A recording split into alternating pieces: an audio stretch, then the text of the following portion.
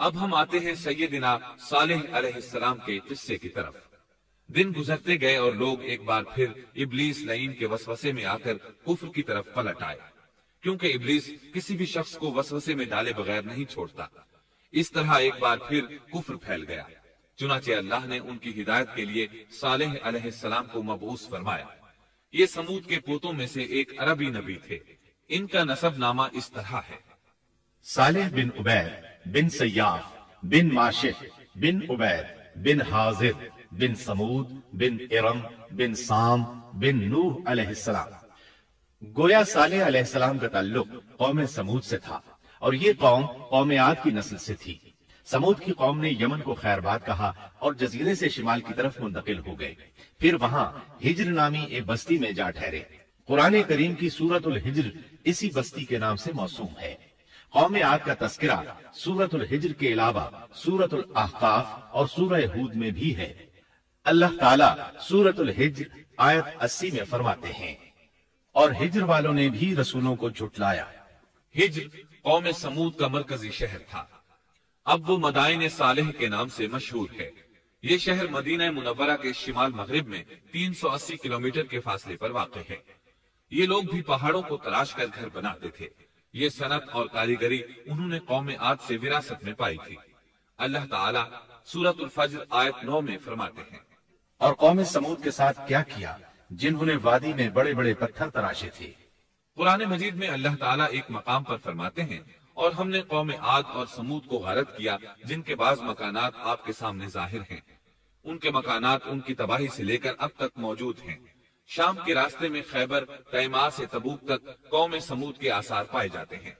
یہ لوگ کس طرح پتھر تراش کر گھر بناتے تھے، اللہ تعالیٰ نے سورۃ الاعراف آیت 74 میں اس کا ذکر کیا ہے۔ اس وقت کو یاد کرو جب اللہ تعالیٰ نے تمہیں قوم عاد کے بعد جانشین بنایا اور تمہیں زمین پر رہنے کا ٹھکانہ دیا کہ نرم زمین پر محل بناتے ہو اور پہاڑوں کو تراش کر ان میں گھر بناتے ہو۔ سو اللہ کی نعمتوں کو یاد کرو اور زمین میں فساد مت پھیلاؤ۔ یہ آیت ان کی طاقت، جسم کی صلاحیت اور ماہر فن ہونے پر دلیل ہے۔ پہاڑوں کو تراشنا دراصل قوم عاد کی عادت تھی۔ یہ بھی چونکہ انہی سے تھے، اس لیے وراثت میں یہ کام انہیں بھی آ گیا تھا۔ جس طرح اللہ نے عاد کو اپنی نعمتوں سے نوازا تھا، اسی طرح سمود کو ان سے بڑھ کر نعمتیں دی تھی۔ اللہ تعالیٰ صالح علیہ السلام کی زبانی ان سے فرماتے ہیں، اے قوم سمود، کیا تمہیں ان چیزوں میں بے فکری سے رہنے دیا جائے گا، یعنی باغات، چشموں، کھیتوں اور کھجوروں میں جن کا خوشہ ملائم ہے، اور تم پہاڑوں کو تراش کر پرتکلف گھر بناتے ہو؟ بس اللہ سے ڈرو اور میرا کہنا مانو۔ لیکن ان لوگوں نے ہر طرح سے قوم عاد کی پیروی کی، نصیحت پکڑنے کی بجائے بتوں کی عبادت شروع کر دی۔ اللہ نے ان کے درمیان صالح علیہ السلام کو مبعوث فرمایا۔ آپ نبوت ملنے سے پہلے بھی عقل مند اور علم والے تھے، باعزت گھرانے سے تعلق رکھتے تھے۔ اپنے معاملات میں لوگ ان سے مشورے لیتے تھے، لہٰذا انہیں ایک خاص مقام حاصل تھا۔ لیکن جب آپ نے انہیں ایک اللہ پر ایمان لانے، اس کے سوا کسی کی عبادت نہ کرنے کی دعوت دی تو ان کا ساتھ چھوڑ گئے۔ جواب میں ان سے کہنے لگے، اے صالح، اس سے پہلے تو ہم تجھ سے بہت کچھ امیدیں لگائے ہوئے تھے۔ مطلب یہ کہ پہلے تو ہمارے نزدیک آپ کا بہت مرتبہ تھا، مقام تھا، ہمیں آپ سے بہت امیدیں تھیں، لیکن آپ نے تو یہ باتیں کہہ کر ہماری ساری امیدوں پر پانی پھیر دیا۔ ان کے اس جواب کے باوجود صالح علیہ السلام انہیں اللہ کی طرف بلاتے رہے اور ان سے کہتے رہے، اے میری قوم، اللہ کی عبادت کرو، اس کے سوا تمہارا کوئی معبود نہیں۔ تمام انبیاء کی اپنی اپنی قوم کو یہی دعوت تھی کہ اے لوگو، اللہ کی عبادت کرو، اسی نے تمہیں زمین سے پیدا کیا ہے، اسی نے تمہیں زمین میں آباد کیا ہے، اس سے معافی طلب کرو، یقیناً میرا رب قریب ہے اور دعاؤں کو قبول کرنے والا ہے۔ اے میری قوم، تم نیکی سے پہلے برائی کی جلدی کر رہے ہو، اللہ سے معافی کیوں نہیں مانگتے کہ تم پر رحم کیا جائے؟ اللہ سے ڈرو، میری اطاعت کرو، حد سے گزر جانے والے بے باک لوگوں کی اطاعت سے باز آؤ، وہ ملک میں فساد پھیلا رہے ہیں اور اصلاح نہیں کرتے۔ صالح علیہ السلام نے ہود علیہ السلام کی طرح اپنی قوم کو نصیحت کی، لیکن ان ظالموں نے بھی اسی طرح کفر کیا جیسے قوم عاد نے کیا تھا۔ کہنے لگے، یہ کیسے ہو سکتا ہے کہ ہم اپنے میں سے ایک شخص کے تابع ہو جائیں؟ اس اکیلے کی اتنی زیادہ فضیلت کی آخر کیا وجہ ہے؟ ہم نہیں مان سکتے کہ ہم میں صرف اسی ایک پر اللہ کی باتیں نازل ہوتی ہیں، پھر وہ اس سے بھی آگے بڑھے اور اللہ کے نبی کو کھلے الفاظ میں پرلے درجے کا جھوٹا کہا، جادوگر کہا۔ پھر یہ سرکش اور کافر لوگ صالح علیہ السلام کے ساتھ ایمان لانے والے کمزور غریب لوگوں کو مخاطب کر کے کہنے لگے، کیا تم صالح پر ایمان رکھتے ہو؟ ہم تو اس کے منکر ہیں۔ اس طرح صالح علیہ السلام دن رات انہیں دعوت دیتے رہے، یہاں تک کہ یہ لوگ صالح علیہ السلام سے کہنے لگے، تم نے اور تمہارے ساتھیوں نے ہمارے اندر نحوست پھیلا رکھی ہے اور اسی لیے ہم مشکلات اور مصائب کا شکار ہیں، لہٰذا تم ہم سے دور ہو جاؤ۔ صالح علیہ السلام نے انہیں جواب دیا، تم پر نحوست اللہ کی طرف سے ہے، تم فتنے میں پڑے ہوئے لوگ ہو۔ پھر اس کے بعد وہ لوگ صالح علیہ السلام سے مکمل طور پر دشمنی کرنے لگے اور انہوں نے آپ کو یہاں تک کہہ دیا کہ آپ ہماری مجلس میں نہ آیا کریں کیونکہ آپ منحوس ہیں۔ پھر بات یہاں تک پہنچی کہ صالح علیہ السلام نے انہیں اللہ کے عذاب سے ڈرایا، دھمکایا اور کہا، اے میری قوم کے لوگوں، ذرا بتلاؤ تو اگر میں اپنے رب کی طرف سے کسی مضبوط دلیل پر ہوا اور اس نے مجھے اپنے پاس سے رحمت عطا کی ہو، پھر میں نے اس کی نافرمانی کی، تو کون ہے جو اس کے مقابلے میں میری مدد کرے؟ تم تو میرا نقصان ہی بڑھا رہے ہو۔ یعنی فرض کرو اگر میں حق پر ہوا اور یقیناً میں حق پر ہوں اور اللہ تعالیٰ نے مجھے اپنی نبوت سے بھی نوازا ہے، پھر بھی میں تمہاری باتوں میں آ کر اس کی نافرمانی کروں تو بلا شبہ اس وقت میں گھاٹے میں ہوں گا اور تم بھی خسارہ پانے والے ہوگے۔ اس پر وہ ظالم لوگ مقابلے پر اتر آئے، کہنے لگے، اگر تو سچا ہے تو کوئی معجزہ لے آ، لیکن وہ معجزہ ہماری مرضی کے مطابق ہو، اس صورت میں ہم ضرور ایمان لے آئیں گے۔ آپ ایسا کریں کہ بستی کے کنارے پتھریلی چٹان میں سے دودھ دینے والی 10 ماہ کی حاملہ اونٹنی نکالیں، اس کا رنگ سرخ ہو۔ صالح علیہ السلام سے یہ مطالبہ کر کے وہ سردار لوگ ایک طرف بیٹھ گئے اور مذاق اڑانے لگے۔ ایک کہنے لگا اونٹنی 10 ماہ کی ہو، حاملہ ہو، دوسرا کہنے لگا لازمی طور پر اس کا رنگ سرخ ہو، پھر ایک تیسرا سردار بولا اس کی کھال پر بہت زیادہ اون ہو، چوتھا بولا موٹی تازی ہو، ہم نے پہلے اس قسم کی اونٹنی دیکھی نہ ہو، پانچواں بولا وہ اتنی بڑی ہو کہ اکیلی ایک دن تمام کنویں کا پانی پی جائے اور دوسرے روز ہم پیئیں۔ یہ لوگ اسی طرح مذاق اڑا رہے تھے کہ صالح علیہ السلام نے ان سے کہا، اگر تمہاری مطلوبہ اونٹنی تمہیں مل جائے تو کیا تم ایمان لے آؤ گے؟ سب نے مل کر کہا، ہاں ضرور لے آئیں گے۔ صالح علیہ السلام نے فرمایا، تب تم ایک دن سب لوگوں کو جمع کر لو۔ مقررہ دن وہ لوگ جمع ہو گئے۔ ان کی موجودگی میں صالح علیہ السلام نے اللہ سے دعا کی، زمین پر زلزلہ طاری ہوا، ان کی آنکھوں کے سامنے چٹان پھٹی اور اس سے بالکل ویسی ہی اونٹنی نکلی جیسا کہ ان کا مطالبہ تھا۔ انہوں نے اپنی زندگی میں ایسی اونٹنی کبھی نہیں دیکھی تھی۔ اس میں وہ تمام صفات موجود تھیں جن کا ذکر ان لوگوں نے کیا تھا۔ اللہ تعالیٰ صالح علیہ السلام کی زبانی سورہ ہود آیت 64 میں فرماتے ہیں، اے میری قوم، یہ اللہ کی بھیجی ہوئی اونٹنی ہے، یہ تمہارے لیے ایک معجزہ ہے، اب تم اسے اللہ کی زمین میں کھاتی ہوئی چھوڑ دو اور اسے کسی طرح کی تکلیف نہ پہنچاؤ، ورنہ فوری عذاب تمہیں آ پکڑے گا۔ اس اونٹنی کو چونکہ کسی اونٹنی نے جنم نہیں دیا تھا، اس لیے اس کو ناقۃ اللہ یعنی اللہ کی اونٹنی کہا گیا۔ پھر صالح علیہ السلام نے فرمایا، لوگو سن لو، ایک دن یہ اونٹنی پانی پیے گی، ایک دن تم پیو گے، تم میں سے کوئی اسے تکلیف نہ پہنچائے، ورنہ اللہ کا بدترین عذاب تم پر نازل ہوگا۔ سورۃ القمر میں اللہ فرماتے ہیں، بے شک ہم اونٹنی کو ان کے لیے آزمائش بنا کر بھیج رہے ہیں، تم صبر کے ساتھ ان کے انجام کا انتظار کرو۔ اس نشانی کے ظہور کے بعد اللہ تعالیٰ نے صالح علیہ السلام کو مخاطب کر کے فرمایا، تم اب دیکھتے رہو کہ ان کا انجام کیا ہوتا ہے، ان کی سختیوں پر صبر کرو، ان سے کہہ دو کہ پانی پر ایک دن ان کا اختیار ہوگا اور ایک دن اس اونٹنی کا، خبردار کوئی زیادتی نہ کرے اور اس اونٹنی کو پانی پینے سے نہ روکے۔ سورۃ الشمس میں اللہ تعالیٰ فرماتے ہیں کہ ان سے اللہ کے رسول نے فرما دیا تھا کہ اللہ کی اونٹنی کی اور اس کے پانی پینے کی باری کی حفاظت کرو، یعنی اسے نہ تو پانی پینے سے روکو اور نہ ہی اسے کوئی تکلیف پہنچاؤ۔ اس معجزے کو دیکھ کر لوگ دو گروہوں میں بٹ گئے۔ بہت کم لوگوں نے صالح علیہ السلام کی پیروی کی، ان پر ایمان لائے، جبکہ اکثر لوگ پھر بھی اپنے کفر پر ڈٹے رہے۔ اللہ تعالیٰ فرماتے ہیں، ان لوگوں نے خود معجزے کا مطالبہ کیا تھا، لیکن اس کو اپنی آنکھوں سے دیکھنے کے باوجود ظلم پر اڑے رہے اور کفر پر اصرار کرتے رہے۔ سورۃ الحجر آیت 81 میں اللہ فرماتے ہیں، اور انہیں ہم نے اپنی نشانیاں بھی عطا فرمائی تھی، لیکن پھر بھی وہ ان سے گردن موڑنے والے ہی رہے۔ اسی طرح سورہ بنی اسرائیل میں اللہ تعالیٰ فرماتے ہیں، ہم نے قوم سمود کو نشان کے طور پر اونٹنی عطا فرمائی تھی، لیکن انہوں نے اس پر ظلم کیا۔ بلا شبہ وہ ایک واضح نشانی تھی، کوئی شخص یہ نہیں کہہ سکتا تھا کہ جادوگروں نے اسے پیدا کیا ہے۔ وہ اونٹنی ان میں موجود رہی، ان کے علاقے میں جہاں چاہتی چرتی، جب کنویں پر پانی پینے جاتی تو سارا پانی پی جاتی، وہ لوگ اس کا دودھ پیتے، دودھ سب کے لیے کافی ہو جاتا۔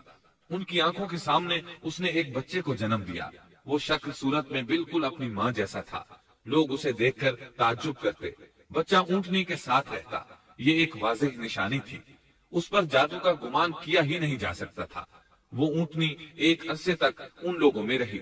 اللہ فرماتے ہیں، ہم نے قوم سمود کو بطور نشان کے ایک اونٹنی دی تھی، لیکن انہوں نے اس پر ظلم کیا، حالانکہ یہ نشانیاں ہم لوگوں کو ڈرانے کے لیے ہی بھیجتے ہیں۔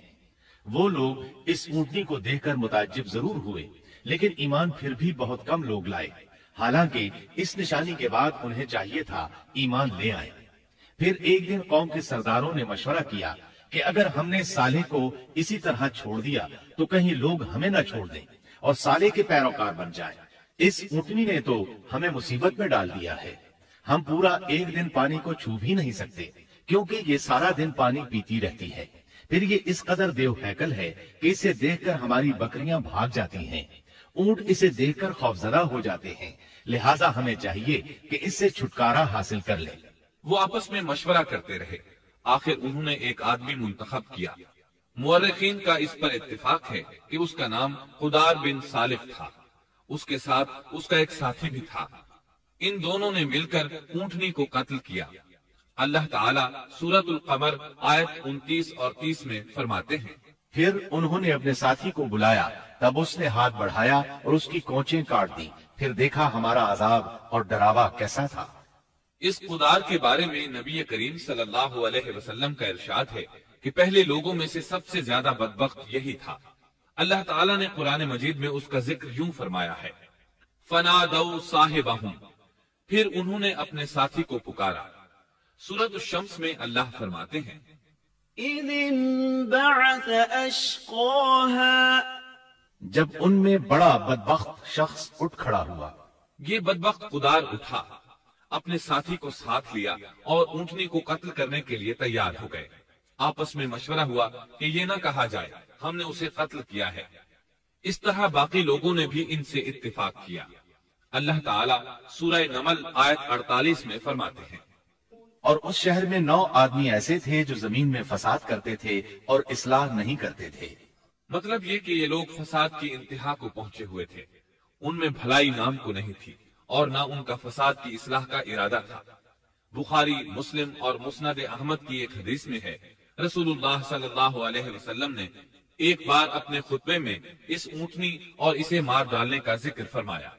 آیت اِذِ انبعث أَشْقَاهَا کی تلاوت کرتے ہوئے فرمایا کہ جیسے ابو زمعہ تھا، اسی جیسا یہ شخص بھی اپنی قوم میں عزیز، دلیر اور بڑا آدمی تھا۔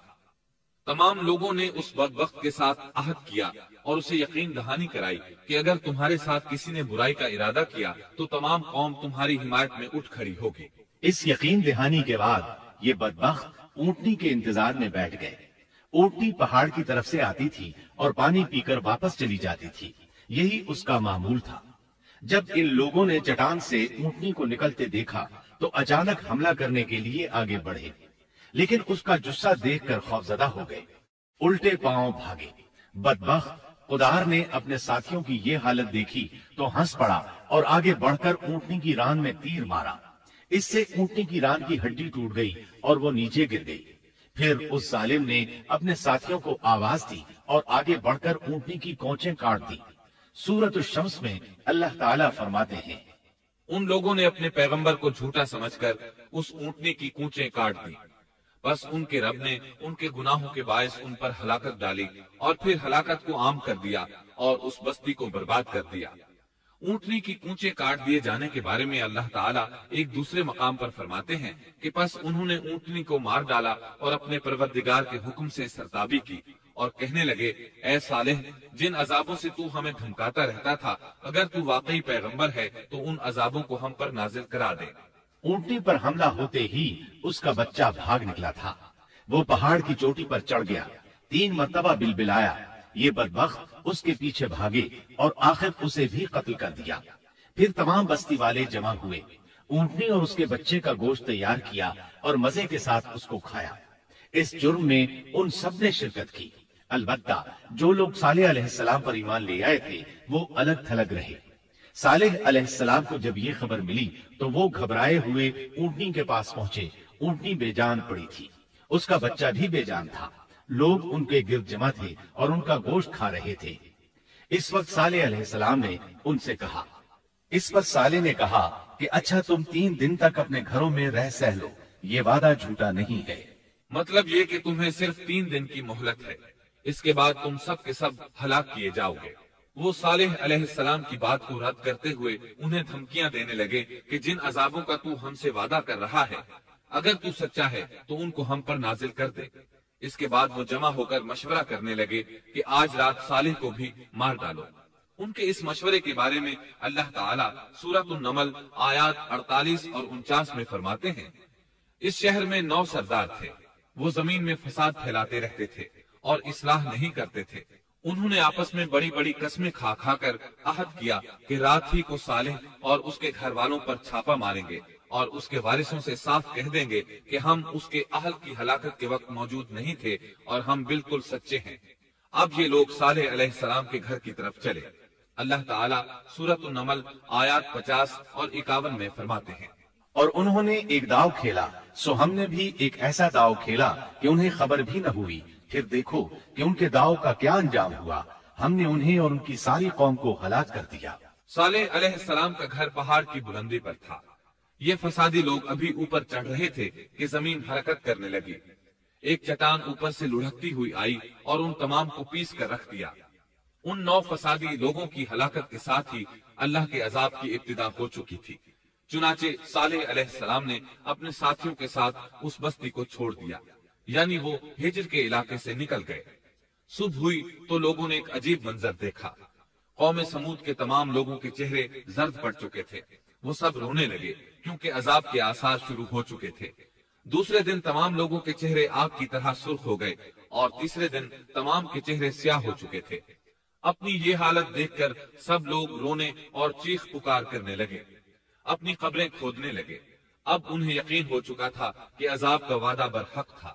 اللہ تعالیٰ نے انہیں پہلی قوموں کی طرح ایک قسم کا عذاب نہیں دیا تھا، جیسے قوم نوح کو صرف طوفان کے ذریعے ہلاک کیا گیا، قوم عاد کو صرف طوفانی ہوا کے ذریعے ہلاک کیا گیا، لیکن قوم سمود کو اللہ تعالیٰ نے طرح طرح کے عذابوں سے دوچار کیا، اس لیے کہ انہوں نے اپنی مطلوبہ شرط پوری ہونے کے باوجود ایمان قبول نہیں کیا تھا۔ عذاب کی ابتدا زلزلے سے ہوئی، زمین حرکت کرنے لگی۔